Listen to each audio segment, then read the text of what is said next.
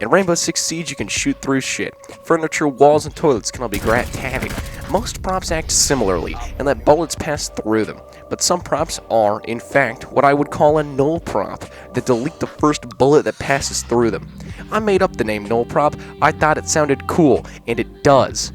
Seeing as Rainbow Six Siege is a competitive game, with $800,000 on the line, it seems important that not a single bullet gets erased from reality without reason, especially when one bullet can be the difference between a win and a loss, a difference of $480,000. So why do some props banish bullets and others let them pass clean through?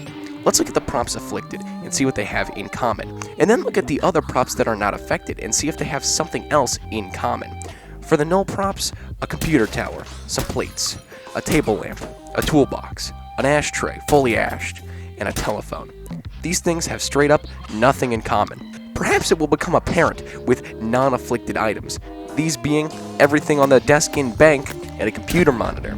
From my testing, it seemed that props will also act the same as their other copies in other places, or even other maps. With this information, it makes no sense why some props become the deleter, the bullet eater. If it seems random, perhaps it's not based on the prop itself. Perhaps bullet deletion is inherent to all props and is manually fixed by map developers in areas where firefights are likely to have outcomes impacted by the missing bullets. In that case, why would props act the same as their counterparts in other places? What if they don't, and I was wrong?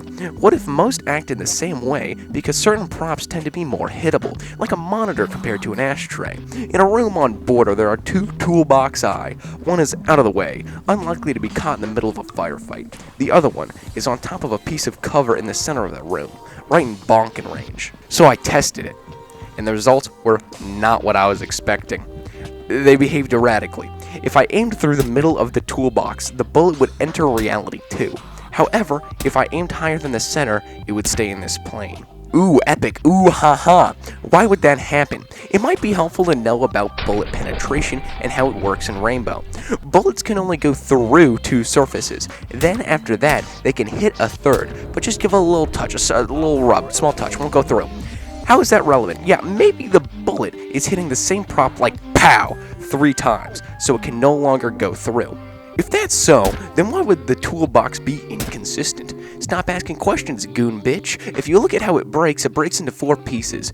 One of the areas where 2 pieces are adjacent is right in the middle, right where I'm shooting. If I shoot that, then it hits both pieces, and one of the quadrants behind that.